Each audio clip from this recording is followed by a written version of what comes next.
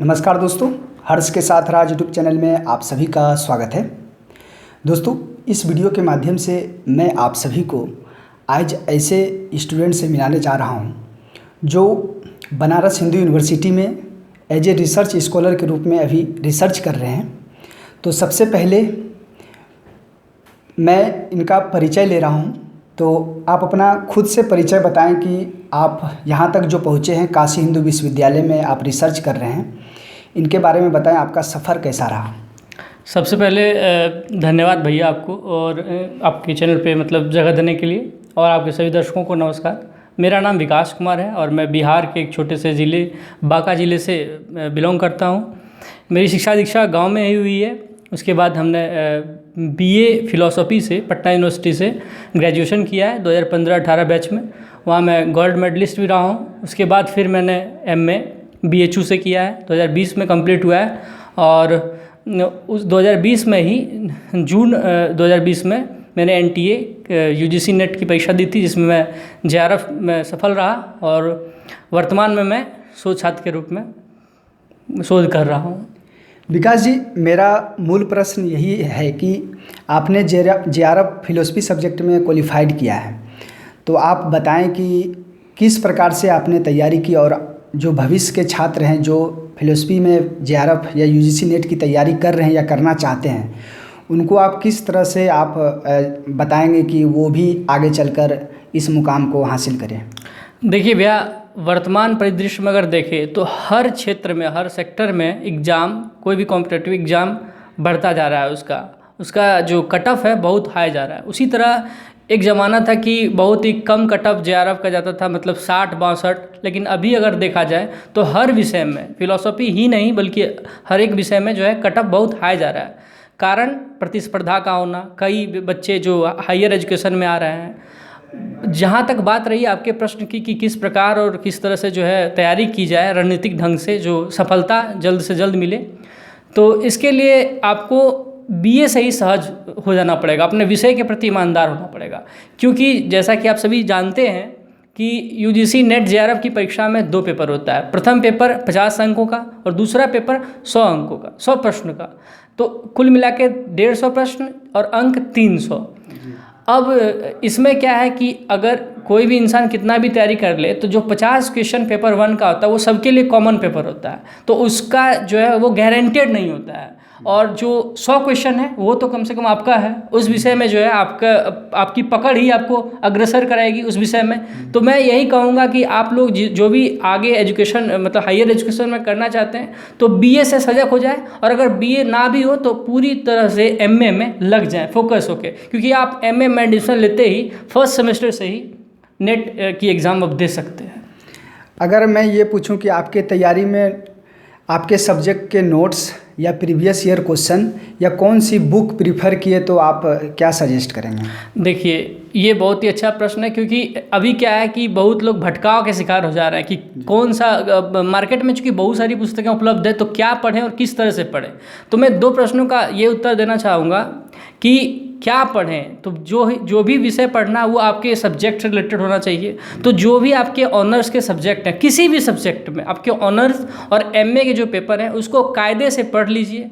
उसके बाद जहाँ तक बात रही पेपर 1 की, चूँकि वो कॉमन पेपर होता है, तो उसके लिए मदान की एक बुक आती है, उसके कुछ टॉपिक्स जैसे कम्युनिकेशन पढ़िए आप, उसमें आईसीटी आता है, इंफॉर्मेशन कम्युनिकेशन टेक्नोलॉजी, तो उसको पढ़िए। और उसमें 5 क्वेश्चन, चूँकि सब 10 यूनिट उसमें बनाया गया है पेपर 1 में, उसमें 5-5 क्वेश्चन हर एक यूनिट से पूछा जाता है। तो कंप्यूटर का सेक्शन उससे पढ़ लीजिए, उसी से आप कम्युनिकेशन पढ़ लीजिए, उसी से आप डीआई जो है उसको भी देख लीजिए, प्रीवियस ईयर के क्वेश्चन भी उसमें दिए होते हैं। तो इस तरह से जो है उसको आप अच्छे से, चूँकि एक ही पुस्तक पढ़िए और कई बार पढ़िए। होता क्या है कि कई तरह के प्रकाशन हैं, मार्केट में उपलब्ध है, और बच्चे होता है कि जल्दबाजी में कई सारे सब्जेक्ट मैं इसलिए बता रहा हूँ क्योंकि ये मैं भी शिकार हो चुका हूँ इस चीज़ का।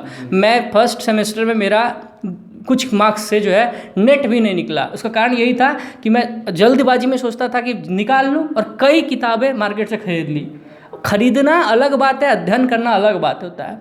तो इस कारण से जो मैं भटकाव को शिकार रहा हूँ, और मैंने अंततः जब जेआरएफ निकाला तो रियलाइज़ यही किया कि किसी भी एक पुस्तक को 10 बार पढ़िए, ना कि 10 पुस्तकों को एक बार। जी। विकास जी, ये बताइए कि अब जो 2021 के नेट एग्ज़ाम अब कुछ ही दिनों बाद होने वाले हैं, मैक्सिमम अब 20 डे बचे हुए हैं जी। तो लास्ट के 1 महीने या 20 डे किस प्रकार से तैयारी किया जाए?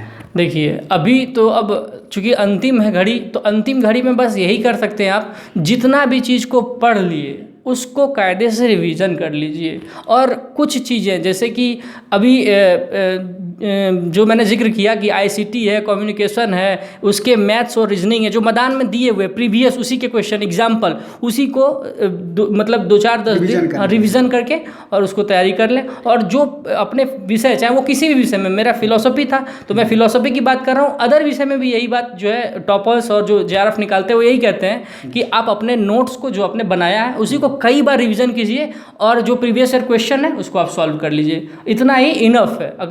अगर होने का है तो इस बार ही आपका हो जाएगा। क्यों? क्योंकि आपने पढ़ा है प्रीवियस चीज़ों को और अब बस रिवीजन का टाइम है। अब आप नए चीज़ों को मत पढ़िए। जिस यूनिट को मान लीजिए 10 यूनिट था पेपर 2 में भी, तो उसमें से मान लीजिए अगर 2 यूनिट छूट भी रहे तो आप छोड़ दीजिए। क्या पता क्वेश्चन आए भी और आप पढ़ भी रहे और नहीं बना पाए।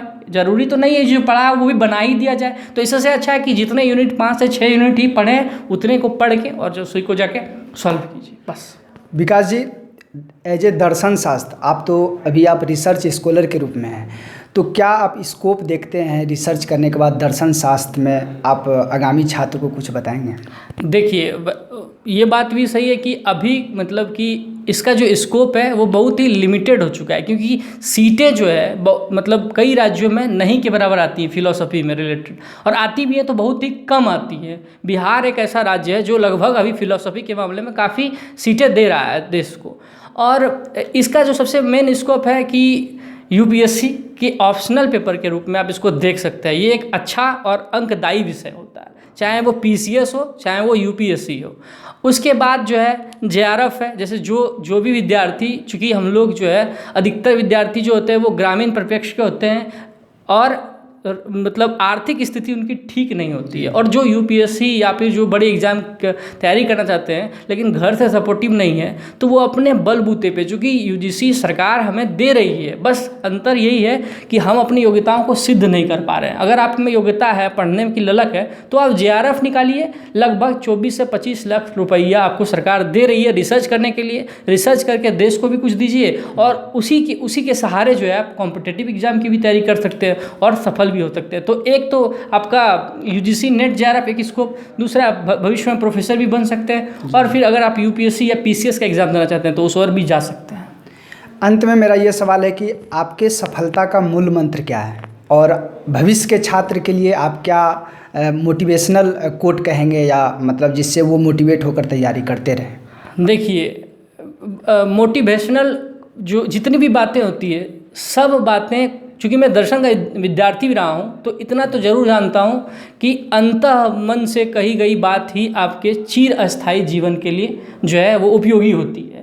और जो बातें, जितने भी मोटिवेशनल बातें हैं, वो बस सुनने को अच्छा है, कुछ देर तक मोटिवेट हो जाइएगा, लेकिन जो दिल में लगती है आग, वो आग को अगर आप जिंदा रखते हैं और ईमानदारी पूर्वक किसी भी चीज़ों का अध्ययन किया जाए, चाहे वो यूपीएससी या किसी भी सेक्टर में आप हो, आप अगर ईमानदारी पूर्वक किसी भी विषय का अध्ययन करते हैं तो सफलता मिलेगी। तो मेरा मूल मंत्र बस दो ही है।